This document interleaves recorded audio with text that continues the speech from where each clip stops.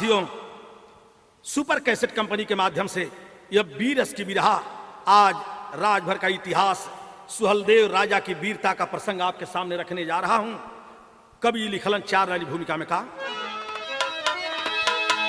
नहीं अस्त होगा सूरज वीरता का कि अरे दमकता है इतिहास दिल से लगाए, किया जंग जौहर वतन का पुजारी, जमाना उसी का सदा गीत गाए। प्राचीन गाथा बनी आज व्यथा है, भारत शिवनागों के वंशज कहाए। निशानी मिटी जा रही पूर्वजों की, चलो राजभर आज कफन को बधाए।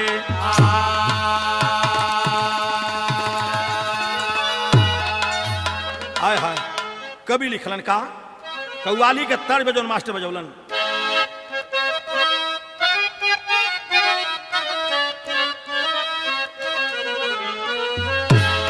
कि अरे सिमट कर रह गया सदियों का ये इतिहास वीरों का।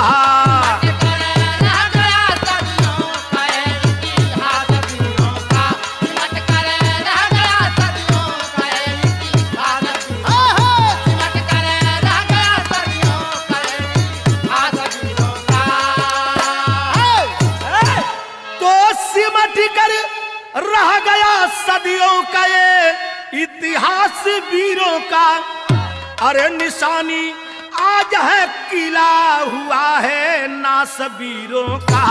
आज है किला हुआ है नास वीरों का, आज है किला हुआ है नास वीरों का। निशानी आज है किला हुआ है नास वीरों का। अब हारमोनियम का संगत लगल और जौहरी शायरा गेल का, कि है बात या नहीं जुबानी,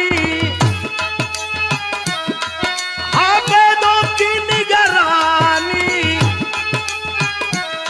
है भारत से उभर जाती, चलती आई खंडानी, सिद्ध ज्ञानी, ममता उतस के लालन, हार देकर जन्म को त्यागे, देवतागण किए हैं पालन।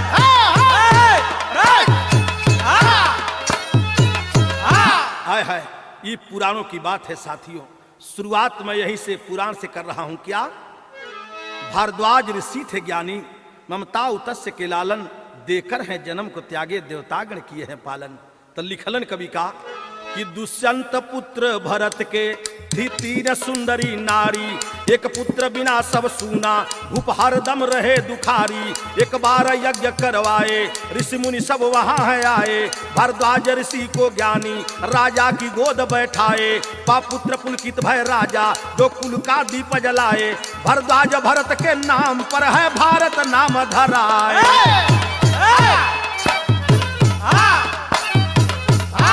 ये तो पहले का इतिहास रहल, लेकिन कवि लिखलन का, कि भटकता आज है राजभरी जो वंशज खास वीरों का। आज है राजभर जो वंशज खास वीरों का, भटकता आज है राजभर जो वंशज खास वीरों का। एक ठे तर्ज लग गई, तर्ज के बढ़ा देता मास्टर। तर्ज जो है बा, कि अरे झूलन मोरी गढ़ी दे रे सोनारा, लागल झूलनिया के आसी हो। झूलनी मोरा गाड़ी दे रे सोनारा, लागल झूलनिया के आस हो। झूलनी मोरा गाड़ी दे रे सोनारा, लागल झूलनिया के आस हो। आज स्थिति का बा उनके वंशजन के, कि निरखिला पूर्वज का निशानावा, अरे बहला नया न जलधार हो। पूर्वज का निशानावा, बहला नया जलधार हो।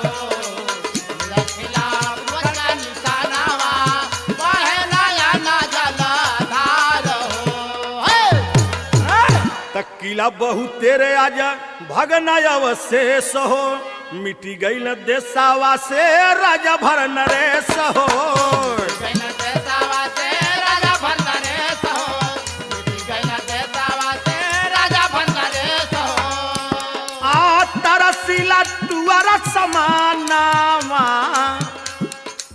तरसीला टुअरा समानावा, लागेला वतन बिन आधार हो। किला टुअरा समानावा, तरसीला टुअरा समानावा, लागेला वतन बिन आधार हो।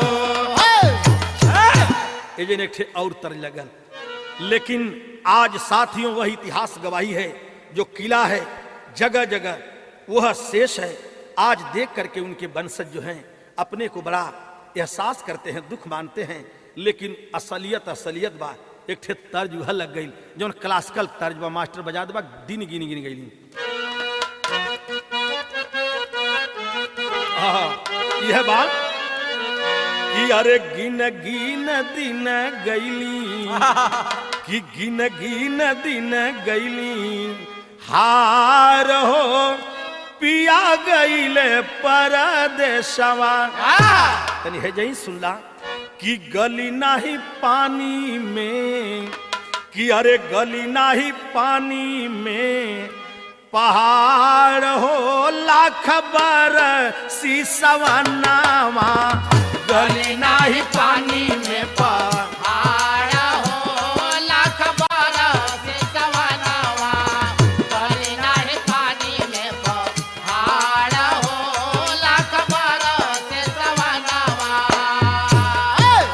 कि अरे भैले उजागर भारद्वाज सज्ञानी, आऊ नहीं का बेटा मनु रह गुण खानी।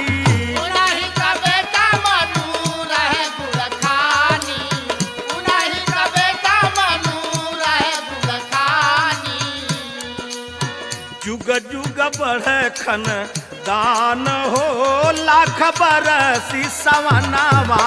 जुग जुग बढ़े खन दान हो लाख बरसी सवनावा, जुग जुग बढ़े खन दान हो लाख बरसी सवनावा।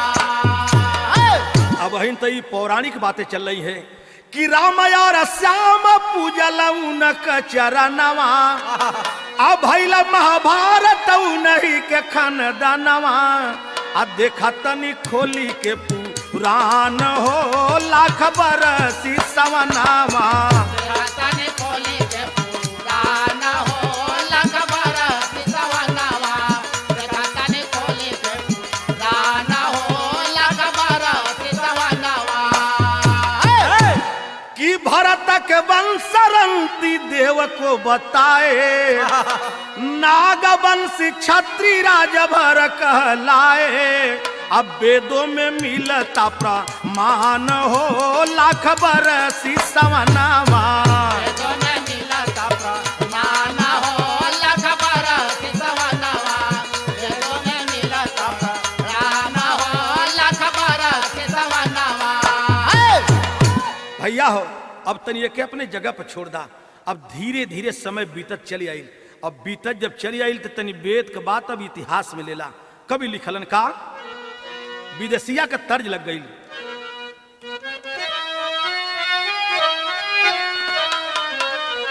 कि अरे वेदों का भेद इतिहास में सिमटी गईले। हर दिन दिन व्यतीता भइले बहुत समैया।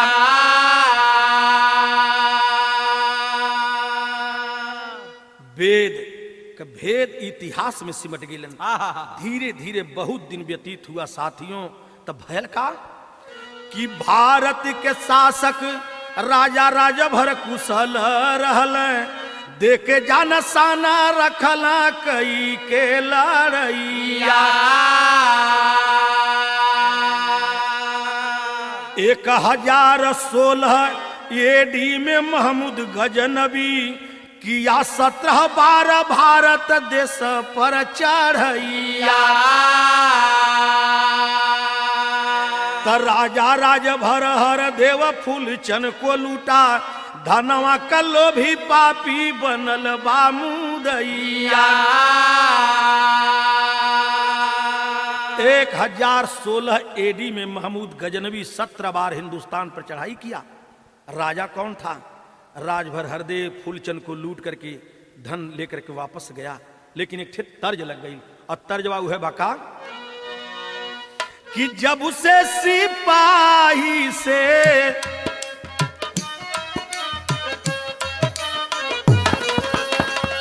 अरे जब उसे सिपाही से भैला हवलदार हो, नथुनिया पर गोली मारे, असैया हमार हो, नथुनिया पर गोली मारे।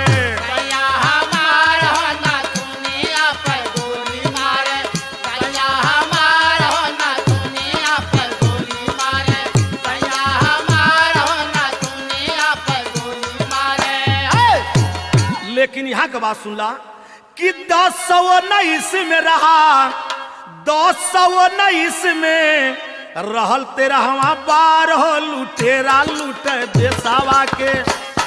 अरे 1019 में रहा, अब 13वां बार हो, लुटेरा लूट देसावा के। अब भागल गंवार हो, लुटेरा लूट देसावा के। भागल गंवार हो, लुटेरा लूट देसावा के, भागल गंवार हो, लुटेरा लूट देसावा के, भागल गंवार हो, लुटेरा लूट देसावा के।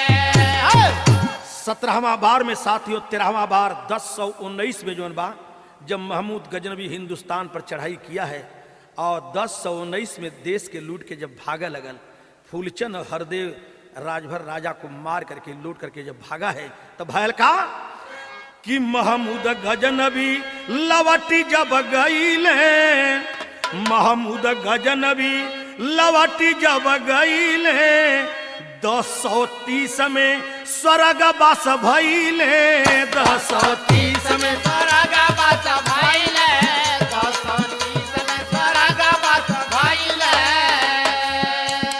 महमूद गजनवी वापस जाने के बाद 1030 में उसका तो स्वर्गवास हो गया, लेकिन आर मसयूद गाजी बेटा जेकर हो नहार हो, लुटेरा लूट देसावा के। भागल गंवार हो, लुटेरा लूट देसावा के। भागल गंवार हो, लुटेरा लूट देसावा के, भागल गंवार हो, लुटेरा लूट देसावा के, भागल गंवार हो, लुटेरा लूट देसावा के।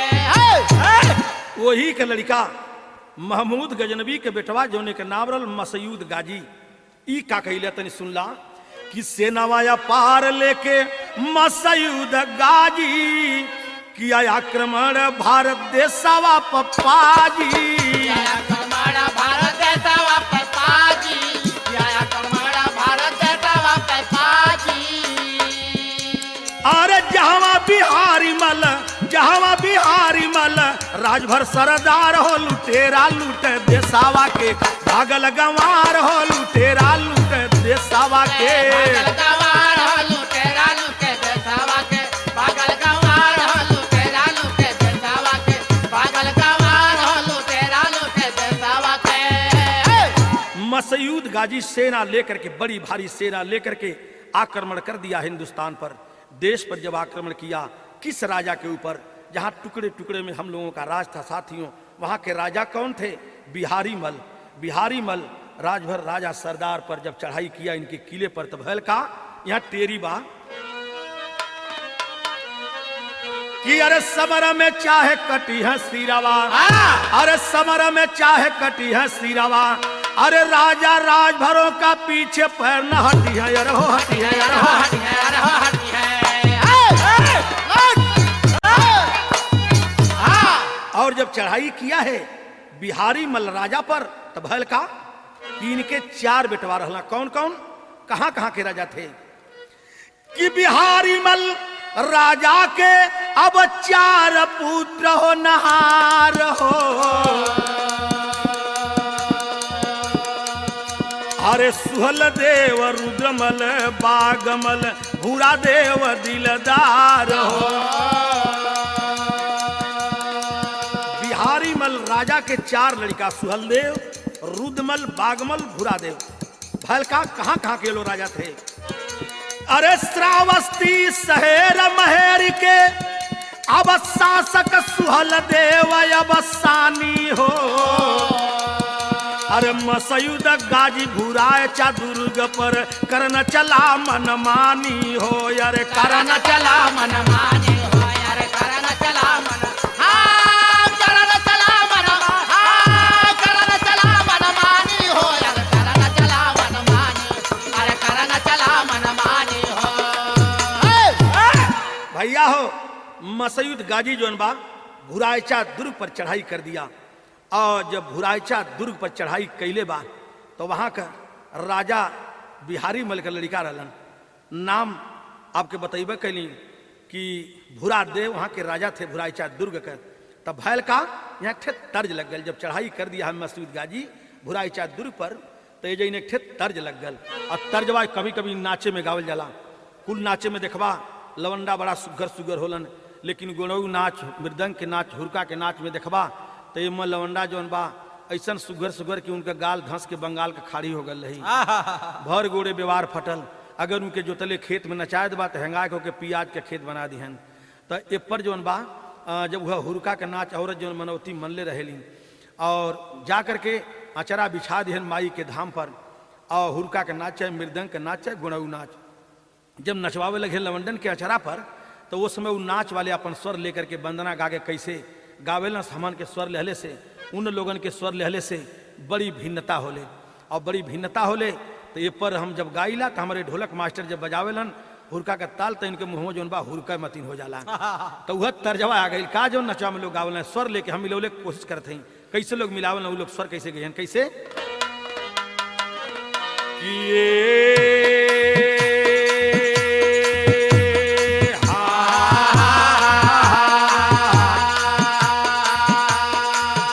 बोला बोला भगसरी माई की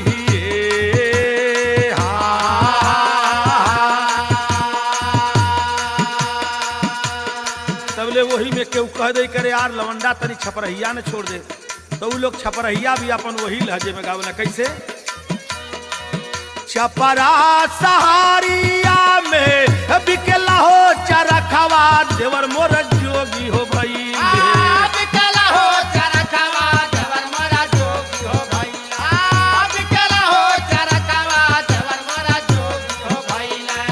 चरखा हो मंगा डाल हरेदार देवर मोर जोगी हो भइले चरखा हो मंगा डाल हरेदार देवर मोर जोगी हो भइले चरखा हो मंगा डाल हरेदार देवर मोर जोगी हो भइले।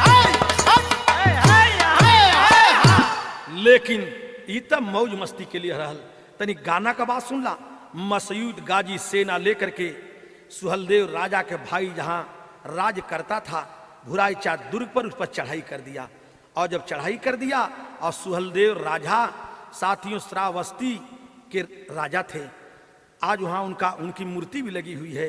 लेकिन तनिहाई सुनला जब मसयूद गाजी सेना लेकर के चढ़ाई किया तो सेना कमल ले बा कि गाय का सेना आगे कर दिया और पीछे अपने हो गए सब कि ये हिंदू राजा हैं, ये गाय परवार करेंगे नहीं, आगे आगे गाय और पीछे पीछे अपने हो गए सब।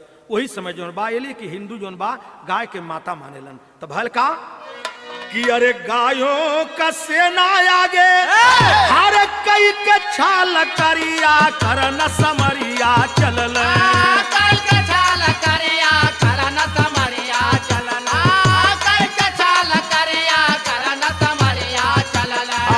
गायों का सेना आगे गायों का सेना आगे कई के छाल करिया करन समरिया हो चलल कई के छाल करिया करन समरिया हो चलल कई के छाल करिया करन समरिया हो चलल। किलावा के लिहल घेरावा या करन समरिया हो चलल किलावा के लिहल घेरावा करन समरिया हो चलल किलावा के लिहल घेरावा करन समरिया हो चलल।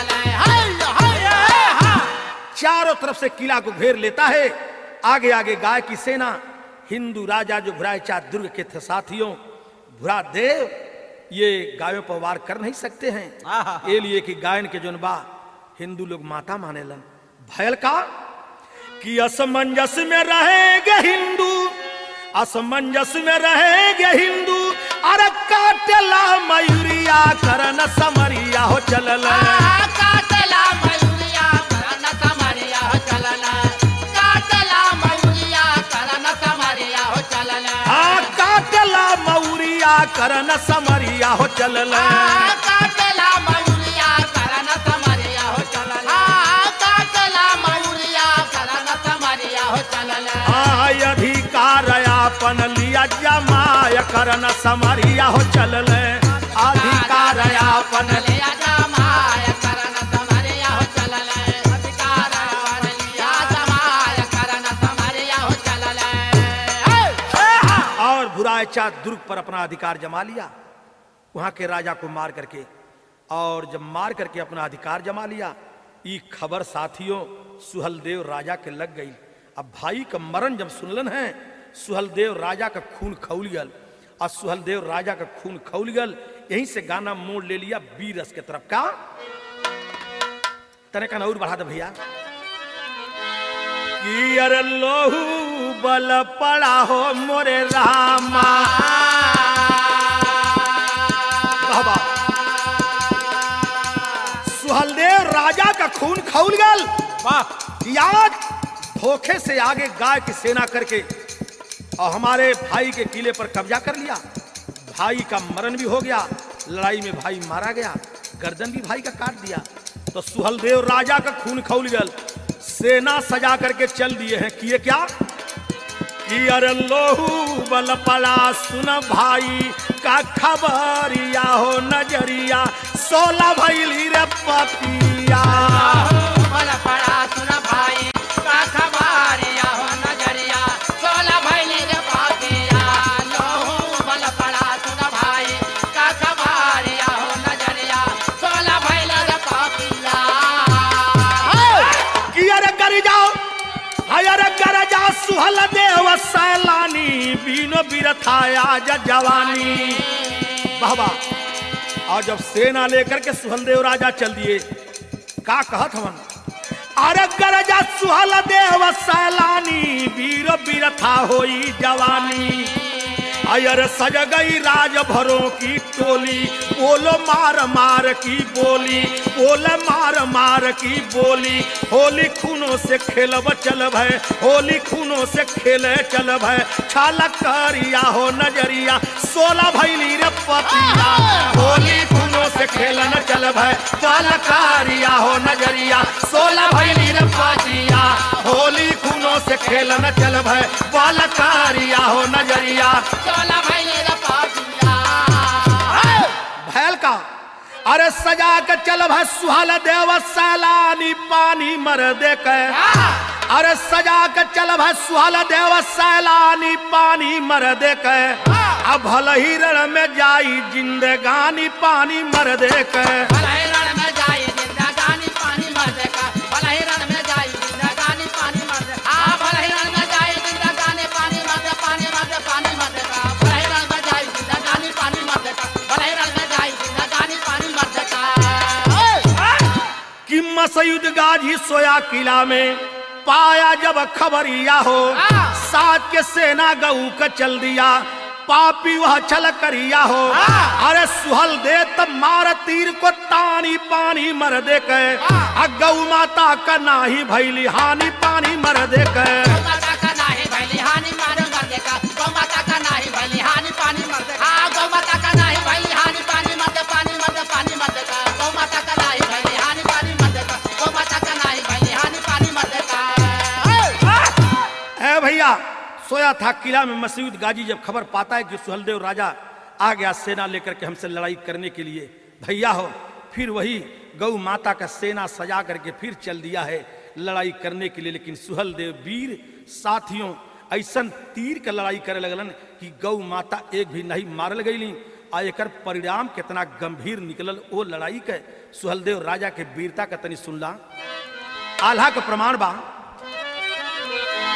कि अरे देव या शुरू में जैसे भैली लड़ैया कि अरे हुआ महाभारत जैसे द्वापर के मझारा अरे वैसे जवानवा डटे हो रनवा में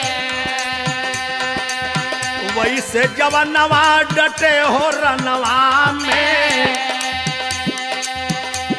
और झुमी झुमी बीरवा चलावत तलवार कि अरे कटी कटी सुंड मुंड गिर धरती पर कि अरे कटी कटी सुंड मुंड गिर धरती पर कि अरे बह चली रनवा में खुनवा का धार अरे धन राज भर रखल हिंदू का पगरिया कि धन राज भर रखल हिंदू का पगरिया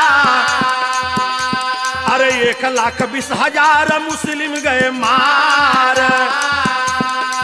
रजमुल मुजरब महाअठवी हो तरीखिया अरे रजमुल मुजरब महाअठवी हो तरीखिया अरे 1034 सन रहल दिलदार अरे उल्टा नदी के तीरे गाजी मारल गईले कि अरे उल्टा नदी के तीरे गाजी मारल गईले आय अरे लसिया उठा के फेंक नदिया के धार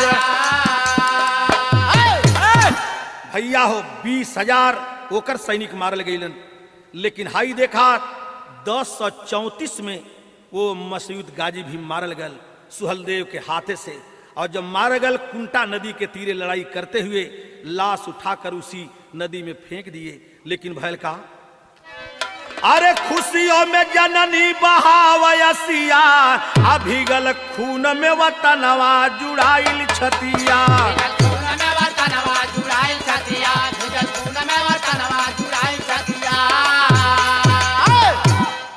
तब 1077 में ऐसे राज करते करते सुहलदेव राजा कितना दिन तक और राज कैलन कि 1077 में सुहलदेव त्यागे प्राण हो 300 वर्ष राज चलाए उन्हीं का खानदान हो अरे चरना पावा दुश्मनवा जुड़ाइल छतिया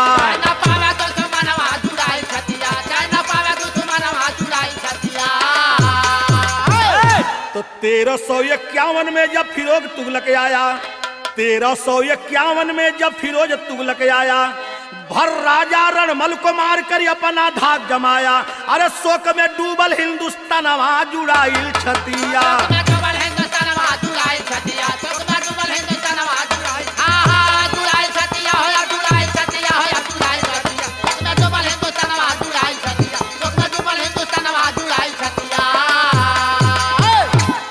हर राजा रणमल को मारकर अपनी धाक जमाते हुए साथियों 1351 में फिरोज तुगलक पहुंचा कहां बहराइच में 1388 में है बहराइच में आया सूर्य कुंड में मसूद गाजी का वो कब्र बनवाया अरे सब ही कर दरसा नवा जुड़ाइल छतिया 1388 में बहराइच में आया है सूर्य कुंड में मसूद गाजी का कब्र बनवाया आज भी मसूद गाजी के सूर्य कुंड में वहां बहराइच में साथियों कब्र है वहाँ एक बहुत भारी मेला लगता है लोग वहाँ दर्शन के लिए जाते हैं सुहलदेव राजा की भी मूर्ति वहाँ लगी हुई है देश विदेश से दर्शनीय स्थान लोग जुटते हैं ये लिए कहना बाका कि जगो जवानो राज भर की जगो जवानो राज भर की जतिया याद करा वही पूर्वजन का पछतिया अरे तुहरे चाहे लावतनवा अरे तुह के चाहे लावतनवा जुड़ाइल छतिया और भीगल खून में वतनवा